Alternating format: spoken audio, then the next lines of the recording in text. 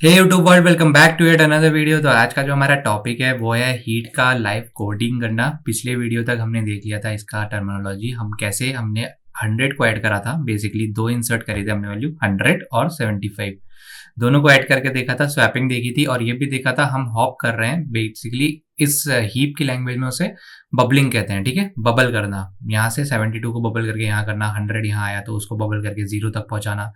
और उसके बाद हमने देखा था कुछ हमारे हेल्पर मेथड जैसे कि फाइंडिंग पेरेंट और स्वैप, ये दो इंपॉर्टेंट रहते हैं। तो आ जाओ सीधे एक्लिप्स में जंप करते हैं और कोडिंग करते हैं।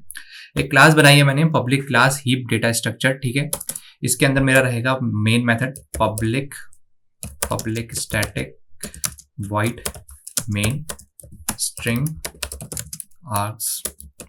ठीक है, ये तो मेरा मेन मेथड हो गया। तो जैसे कि हम पहले भी करते आए हैं, हम मेन मेथड में जहाँ से JVM इन्वोक होता है वहाँ पे हम ज़्यादा कोड नहीं लिखते, उसके लिए दूसरी हम क्लास लिखते हैं। तो इसको लिखता हूँ मैं हीप का IMPL दूसरी क्लास बनाएंगे, सारा कोड इसके अंदर रहेगा। ठीक है, पब्लिक नहीं रहेगी ये क्लास, इसका नाम रहेगा क्लास।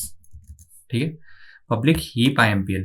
अब क्या करना है, सबसे पहले तो हमको अपना डेटा स्ट्रक्चर डिफाइन करना है। तो क्या करूंगा, एक प्राइवेट डेटा स्ट्रक्चर बनाऊंगा, उसका किसका लिस्ट टाइप का, और क्या रहेगा इंटीजर INTEGER, उसको नाम दे दूंगा हीप। ठीक है, इसको अभी हम इनिशियलाइज नहीं करा रहे मेमोरी में। ठीक है, अभी ये लिस्ट जो है रेड लाइन का इसलिए दे रहा है क्योंकि ये हमने ऑर्गेनाइज मतलब ये इंपोर्ट नहीं कराया है, java.util पैकेज से होता है। एक्लिप्स में अगर कोड करते हो तो Ctrl+Shift+O organise import, Ctrl+Shift+O organise import करोगे तो वो पैकेज ऑटोमेटिकली आ जाता है। ठीक है, अगर मैं इसको equal to new array list ऐसे करके करता तो ये इनिशियलाइज भी यहीं पे हो रहा था, लेकिन हम इसको अभी यहाँ पे इनिशियलाइज नहीं कर रहे हैं। इसको इन्वोक कब करेंगे, इनिशियलाइज कब करेंगे, जब इसका कंस्ट्रक्टर कॉल करेंगे। तो पब्लिक कंस्ट्रक्टर बनाएंगे। ठीक है, हीप IMPL। ठीक है, जैसे ही कंस्ट्रक्टर कॉल होगा हमारे मेन मेथड से, क्या करेंगे हम अपनी इस हीप को तब इनिशियलाइज कराएंगे, this dot heap. This dot का मतलब समझते हो, दिस डॉट का मतलब है कि भाई यहाँ पे जो तुम्हारा मेथड है बेसिकली हीप का, ये जो हीप है ये, ठीक है, इसको कहते हैं हम अपना इंस्टेंस वेरिएबल। किसी वेरिएबल की क्लास के अंदर कोई वेरिएबल डिफाइन करा जाता है उसको इंस्टेंस वेरिएबल कहा जाता है। ठीक है, तो हम इंस्टेंस वेरिएबल को डिफरेंशिएट करते हैं अपने दूसरे वेरिएबल के साथ, तो तब ये दिस कीवर्ड यूज होता है। इसका एक जावा की जो इंटरव्यू सीरीज है उसमें पूरा क्वेश्चन बनाया हुआ है। ठीक है, वहां जाकर के देख सकते हो। ठीक है, array list is equal to new array list. ठीक है, एरे लिस्ट बना दी। अब क्या करूंगा, अब करूंगा पब्लिक लिस्ट। अब बनाऊंगा मैं अपने धीरे धीरे हेल्पर मेथड। सबसे पहले तो हम बनाएंगे कि हमें वापस रिटर्निंग में जब हम कुछ भी दें हीप को, तो हमारा एक्चुअल हीप वापस ना जाए, हम उसका एक कॉपी देंगे। तो उसका रिटर्न टाइप क्या होगा, हमारी इंटीजर टाइप की है तो लिस्ट है INTEGER, इंटीजर है, और उसको क्या करूंगा मैं गेट हीप नाम से बनाता हूँ, GEAP। ठीक है, तो क्या करेंगे इसमें हम अपना जो मेन हीप है बेसिकली जो यहाँ पर डिफाइन है उसको नहीं देंगे। क्या करेंगे, उसको नहीं देंगे। अच्छा, ये array list import, array list from java.util import नहीं हुआ क्या ये, हाँ इंपोर्ट हो गया। तो गेट हीप में क्या करूंगा मैं, जब भी हम को देखना है हमारे हीप में क्या एलिमेंट प्रेजेंट है तो रिटर्न कराएंगे एक नई एरे लिस्ट ARRAYLIST, और उसके अंदर क्या दे देंगे, हीप दे देंगे। ठीक है, एरे लिस्ट तो हो गई और उसके अंदर कंस्ट्रक्टर में उसके हीप दे देंगे। तो होगा क्या, ये जो भी हीप कंटेन कर रहा होगा अपनी वैल्यू, ये यहाँ से उठेगा, ये यहाँ आएगा, एक कॉपी बनाएगा और ये एक कॉपी रिटर्न करेगा। हम कॉपी क्यों रिटर्न करा रहे हैं, क्योंकि हम नहीं चाहते हमारी जो मेन हीप है उसमें कोई भी छेड़छाड़ हो। ठीक है, कॉपी रिटर्न कराएंगे तो उसमें छेड़छाड़ करते रहो, हमको कोई दिक्कत नहीं है, हमारी एग्जैक्ट मेन में नहीं करना है। और ये OS में भी मतलब जब शेड्यूलिंग करवाई जाती है, ठीक है, उसके अंदर भी कुछ इसी तरीके के कोड होते हैं, वो भी डायरेक्टली जो मेन हीप होती है उसको रिटर्न कभी नहीं करवाते हैं। ठीक है, अब हमारे जो हेल्पर मेथड्स हैं वो आ जाते हैं। ठीक है, सबसे पहले लेफ्ट चाइल्ड का लिख लेते हैं, लेफ्ट चाइल्ड। तो लेफ्ट चाइल्ड में क्या था, CHILD। लेफ्ट चाइल्ड में क्या था, हमको एक इंडेक्स चाहिए होता था। ठीक है, इंडेक्स बनाया,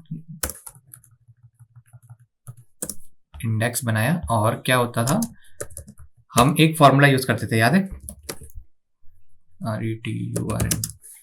हम करते थे 2 इंटू जो भी हमारा करंट इंडेक्स है INDEX+1, क्योंकि जीरो बेस्ड इंडेक्सिंग ले रहे हैं तो इसलिए +1 करा है।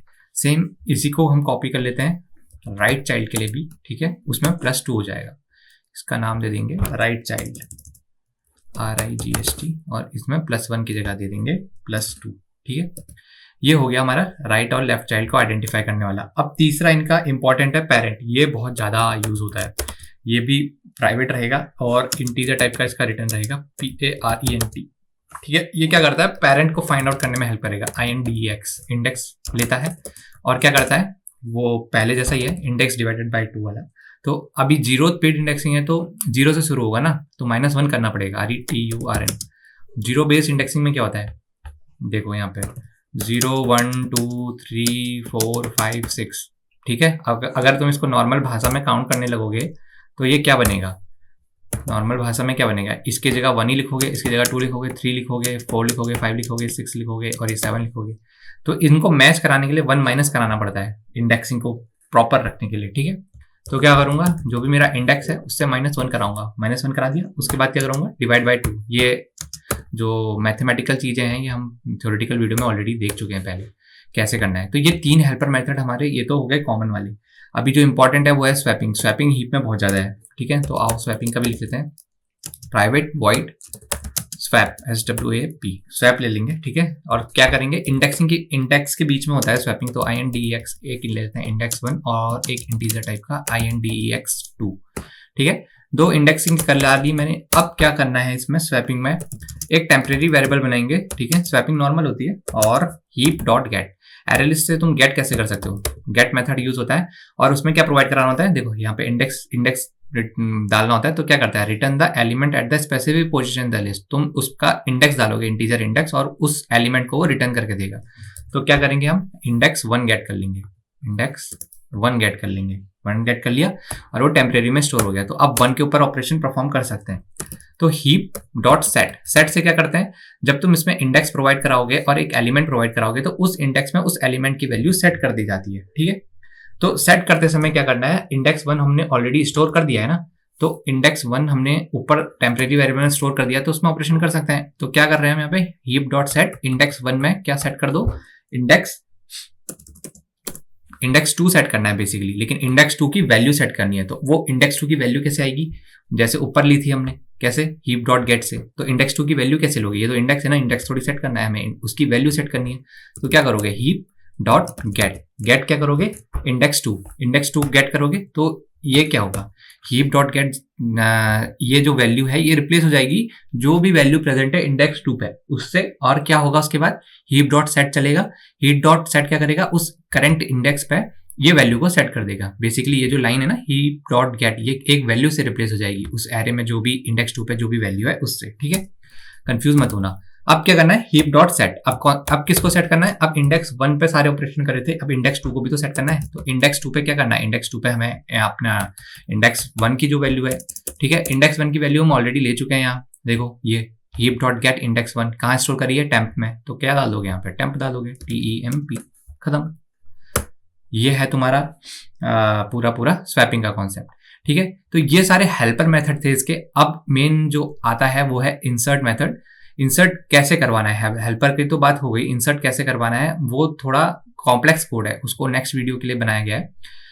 पर अगर इन हेल्पर मेथड्स में कहीं पे भी कोई डाउट होगा तो मुझे कमेंट सेक्शन में बताओ, ठीक है। इसका थ्योरेटिकल वीडियो ऑलरेडी देख चुके हैं, एक बार उसको जाकर के देखो, समझ में आ जाएगा। और ये इम्प्लीमेंटेशन हम ऐसा क्यों कर रहे हैं, ताकि जब भी हम यहाँ पे इसका कोई भी क्लास बनाए ना, जैसे कि ये मेरी ही क्या है, हीप IMPL है, तो हीप IMPL का जब मैं यहाँ पे कोई ऑब्जेक्ट बनाऊंगा, हीप IMPL, हीप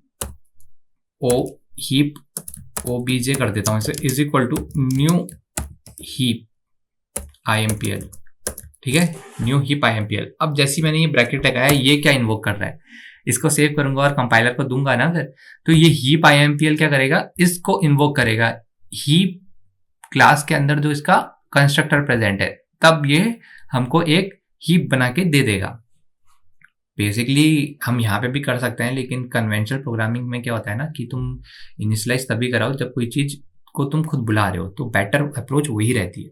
तो ये तो अभी आउट ऑफ स्कोप है, ये जो हमने इस पब्लिक स्टैटिक वॉइड मेन लिखा है, इसके अंदर जो भी लिख रहे हैं अभी आउट ऑफ स्कोप है, क्योंकि यहाँ पे पहले हमारा एक मेथड भी बनेगा। कहाँ, इस क्लास के अंदर एक इंसर्ट मेथड बनेगा, इंसर्ट मेथड बनेगा और उसको हम यहाँ से इन्वोक करेंगे, ठीक है। तो आज की वीडियो में इतना ही। इसमें कोई डाउट होगा तो मुझे बता देना, ठीक है? ओके।